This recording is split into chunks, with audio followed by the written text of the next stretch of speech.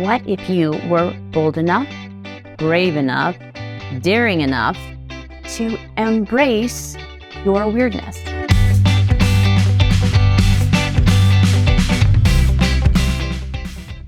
Welcome to You 101, making choices today to create who you want to be tomorrow.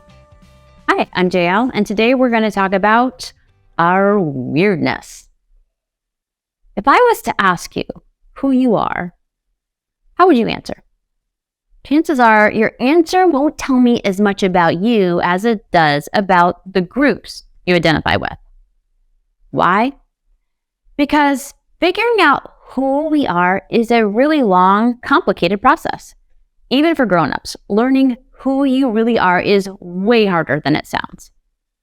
Instead, we often choose a group to identify with. We seek this group out because we like something about them, or because they represent something we want to be like. And so we strive to belong to the group. These groups have lots of names and looks. In school, they might be the good-looking kids, or the popular kids, or the smart ones, or the athletes, or the band geeks, or the emos. The sportos, the motorheads, geeks, bloods, wastoids. Believe it or not, these groups don't really change much as you get older. The names and details get switched up, but there'll always be groups we strive to belong to. And this isn't a bad thing. Humans are hyper-social creatures. The desire to belong, to forge communities of identity, can be a good and healthy thing. It can be how we learn from each other and grow and mature. But there's a problem, and I bet you've run into it yourself. Fitting in can be really hard. You might have all the right characteristics and still find it hard to fit into the group. Imagine an honor roll student who is also an athlete, and they've been told they're cute, and occasionally they even make people laugh. Now imagine that this same kid, the one that seems to have all the traits that would allow them to fit into almost any group, is the same kid that people avoid sitting next to on the bus after a game. The one that sits all alone in the lunchroom. The one that gets targeted by bullies for being the weird one. I was that kid. I may have been the first unpopular cheerleader in the history of pom-poms. If you're watching this and you feel like that's you, I get you. How does this happen? Because none of us fits perfectly into any group. We're too unique for that. Put another way, we're all too weird for that. The thing that makes you weird is whatever makes you a little different from everyone else. Maybe it's something you can't control, like the way you walk, or the color of your hair, or your freckles. Or maybe it's something hardwired into your personality, like a love of anime, or a fascination with bugs, or a dislike of pepperoni.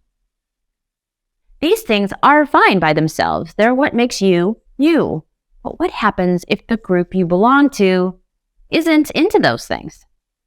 So much of the pain we feel comes from having two desires that are in conflict with each other. We deeply desire to belong to our group, and we deeply desire to express the things that make us unique. When those two desires come into conflict, we usually do one of two things. Either we disengage from all groups and feel like a loner, or we stifle anything that the group might think is weird. Neither of those options makes us happy. In fact, they make us feel deeply unfulfilled, like being half a person. We need community in our lives, and we need to feel free to express our weirdness. What if I told you there's a third option?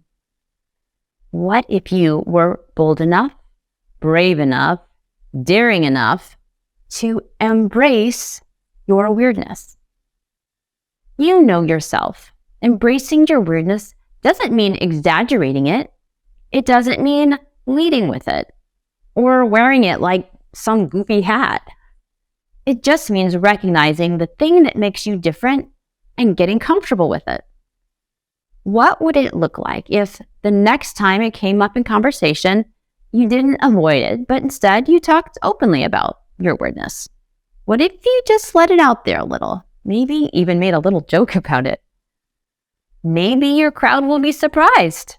Some of them may respond with rejection, but others may not. Maybe they'll be curious. Just maybe having the boldness and confidence and courage to show your weirdness will make you even more interesting. Think about your own experience with different people. Let's do a thought experiment. Imagine you're at lunch with your group and there's an announcement about, say, auditions for the school musical. Maybe singing in the musical is definitely not what your group is about. But then one of the people at the table shrugs and smiles and says, I don't know, I like me some musical theater. Call me a diva, but I might just be ready for my 15 minutes of fame. Plus, my mom will be happy about me doing anything that keeps me off TikTok. Be honest. What would your reaction be? What a total weirdo. Or would your reaction be some small bit of admiration, not just for them having a different perspective, but for them being brave enough to show it? Notice that in the example, your friend didn't just admit their interest. They made a joke about it at their expense. They saw that it might make them a little weird, so they called it out before anyone else had a chance to. That's called self-deprecating humor, and it is a hugely powerful tool. It may seem counterintuitive, but learning to poke a little fun at yourself is actually a big way to show confidence and self-assurance. Even if you don't feel confident and self-assured, learning to poke good-natured fun at yourself and how to receive it from others is a great way to learn confidence, even as you're showing it. Often people in groups just need one person to show a little bravery. They don't want to be the one to speak up and be different, but if just one person does it first, they may be quick to agree and join in. What if you are that person? And that brings us to today's step, leap, and climb. If it's a next step you're looking for, here's some fun homework. Take a few minutes to think about your own weirdness. Make a list. What are 3 things that make you unique? If you're ready for a leap, practice making a self-deprecating joke about your weirdness. Don't be nasty about yourself. Just acknowledge in an amusing way what makes you stand out a little. And finally, if you are prepared for a climb, think of some ways you can embrace your weirdness and act on it. And consider the hardest thing of all. If the group you belong to does reject you for embracing your weirdness, are you willing to make the leap of finding a new friend group? That's a choice even a lot of grown-ups aren't willing to make. If you can find the bravery right now to consider a different group, you will be well on your way to a much more fulfilling and rewarding community in the long run. Choose a step, a leap, or a climb. I know you can do it. Thanks for joining me here at U101. I hope you found our discussion helpful. Let me know in the comments how you are planning on applying the concept of leaning into your own weirdness. We're all weird in our own, often wonderful ways. Remember, your life is your story. Write it well. Bye-bye.